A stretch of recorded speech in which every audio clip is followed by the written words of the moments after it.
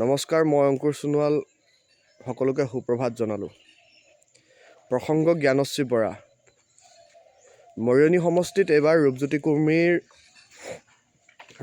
কুৰ্মীৰ বিৰুদ্ধে খাৰা হ'ব, থিয় দিব জ্ঞানশ্ৰী বৰাই বুলি এটা ভিডিঅ'ৰ প্ৰসংগ উত্থাপন হৈছে আৰু নিউজতো বাজিছে। আৰু এই কথাষাৰকে লৈ অসমৰ ৰাজনৈতিক প্ৰেক্ষাপটত যথেষ্ট তোলপাৰ লাগিছে।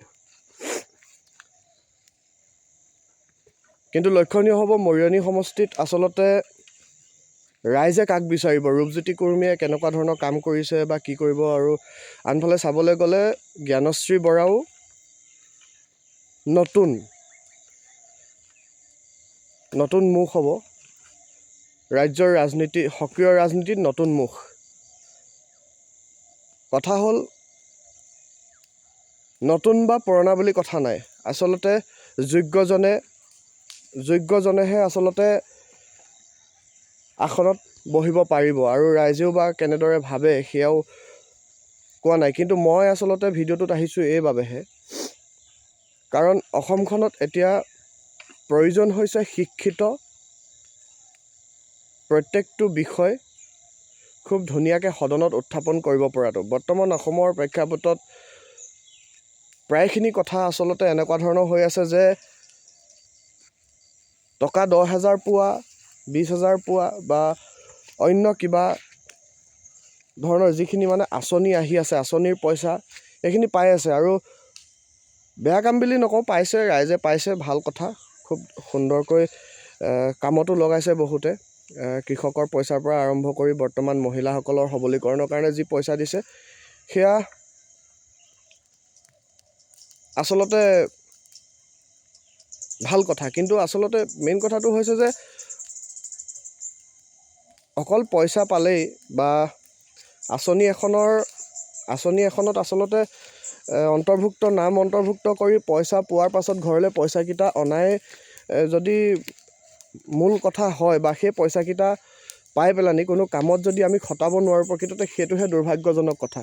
সেই যে ধৰি লওক এই পইচাকেইটা পাইছোঁ, তাক খুব ধুনীয়াকৈ ব্যৱহাৰ কৰিব পৰাটো, আমি কি কামত ব্যৱহাৰ কৰিম, আমি কেনেদৰে কৰিম, আৰু সেই পইচাটোৰ পৰা কেনেকৈ পুলি ওলাব বা কেনেদৰে পোখা মেলিব আৰু পইচা ইনকমৰ ৰাস্তা এটা বনাব পাৰিম, সেয়াহে মেইন কথা। আৰু তাৰ কাৰণে আচলতে এটা ৰাস্তাৰ প্ৰয়োজন। আচলতে ঘৰখনত আনমেচিয়ৰ্ড ল'ৰাটোক দেউতাকে কেতিয়াও পইচা 1 লাখ টকা এটা হাতত দি নিদিয়ে ঘপককৈ।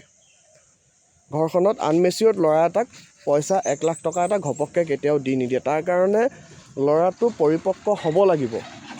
ল'ৰাটো পৰিপক্ক হৈ ঘৰখন ধৰিব পৰা এটা কেপাচিটি থাকিব লাগিব, তেতিয়াহে দেউতাকে সেই পইচাটো দিব বা মাটি বাৰীকণ এৰি দিব। কিন্তু মই কথাটো ক'ব বিচাৰিছোঁ যে এতিয়া ঠিক তেনেকুৱা ধৰণৰ এটা প্ৰেক্ষাপটত চাবলৈ গ'লে আজিৰ তাৰিখত চৰকাৰে পইচাটো দিছে, আমি কি কৰিম সেইটো আমি চোৱা নাই।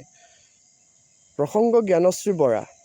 আৰু আমি যদি শিক্ষিত এগৰাকী মানুহক, মই কোৱা নাই যে ৰূপজ্যোতি কুৰ্মী শিক্ষিত নহয়, তেওঁ শিক্ষিত, তেওঁ কাম কৰিছে, কিন্তু আচলতে আপডেট হোৱাটো প্ৰয়োজন কিছুমান দিশত। আৰু মোৰ মনটো এইটো বাবেই ভাল লাগিছে যে এগৰাকী ডক্টৰেট উপাধিৰ ব্যক্তিয়ে যদি মৰিয়নি সমষ্টিত খেলে, তেতিয়াহ'লে নৱপ্ৰজন্মৰ বাবে এটা ভাল খবৰ।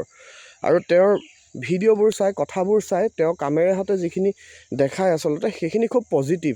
আৰু আজিৰ তাৰিখত সেইটোৱে বিচাৰে। আজি আপুনি চাব, মই কিছুমান ক্ষেত্ৰত আচলতে জড়িত হৈ থাকোঁ, মাজে মাজে হৈ থাকোঁ। আজিকালি খুব সক্ৰিয়ভাৱে মই সামাজিক কামবোৰ কৰা নাই, কাৰণ কেলৈ শক্তিও মানুহক লাগিব কৰিবলৈ, আৰু 2 এপইচা পকেটত নহ'লেও আচলতে সামাজিক কামখিনি কৰিব পৰা নাযায়। কিন্তু কিছুমান ব্যক্তি আমাৰ চকুত পৰে। আৰু এই প্ৰসংগত আচলতে সাহিত্য চৰ্চা, মানুহৰ ওপৰত জ্ঞান, আমাৰ খেতি মাটিৰ ওপৰত জ্ঞান, আমাৰ সমাজখনৰ নামঘৰটোৰ প্ৰতি যি শ্ৰদ্ধা, এগৰাকী মানুহে খুব সবলভাৱে উপস্থাপন কৰে, তাৰ ওপৰত চৰ্চা কৰি অসমীয়া জাতিটোক আগবঢ়াই নিবলৈ চেষ্টা কৰে, সেইটো এটা খুব ভাল কথা। বা সেই মানুহজন এজন পৰিপক্ক ব্যক্তি হিচাপে আমি ভাবোঁ, আৰু তেওঁৰ আদৰ্শবোৰ আমাৰ কাৰণে ভাল হয়। আৰু ৰূপজ্যোতি কুৰ্মী ডাঙৰীয়াৰ আচলতে মই এটা নিগেটিভ গুণ দেখা কথাটো হৈছে যে তেওঁ মিডিয়াৰ আগত নিজৰ ভাৰসাম্যতা ৰক্ষা নকৰি, নিজৰ ৱেটটো ৰক্ষা নকৰি তেওঁ কেতিয়াবা বিভিন্ন ধৰণৰ কথা কয়, যিখিনি কথাই আমাৰ নৱপ্ৰজন্মৰ ওপৰত এটা নিগেটিভ প্ৰভাৱ পেলায়।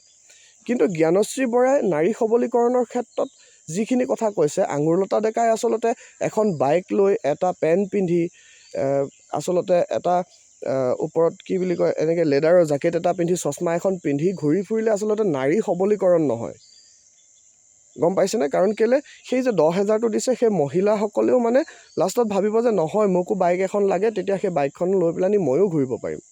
প্ৰকৃত অৰ্থত ক'বলৈ গ'লে এখন অসমীয়া সমাজৰ পৰা অসমীয়া মানুহখিনিক পৰিপক্কতাৰে মানে এটা মেচিয়ৰ্ড কৰিবলৈ, মানে মেচিয়ৰ্ড মানে আৰ্থিক, সাংস্কৃতিক, সাহিত্যিকভাৱে সাহিত্যৰ দিশটোত শিক্ষিত কৰি তুলিবলৈ হ'লে আমাক শিক্ষিত ব্যক্তিৰ প্ৰয়োজন।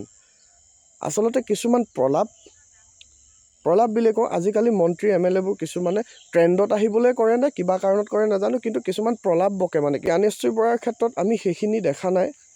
আৰু মই নকওঁ যে কেৱল মাত্ৰ কৃষক মুক্তি বা ৰাইজৰ দলৰ ফালৰ পৰা উঠাৰ কাৰণে মই তেওঁৰ পক্ষত এইখিনি কথা কোৱা নাই, কিন্তু BJPৰ ফালৰ পৰাও যদি বা AJP ফালৰ পৰাও যদি, কংগ্ৰেছৰ ফালৰ পৰাও যদি এজন পৰিপক্ক ব্যক্তি ৰাজনৈতিক প্ৰেক্ষাপটত আহে, তেতিয়াহ'লে ৰাইজে আঁকোৱালি লোৱাটো ভাল বুলি মই ভাবোঁ।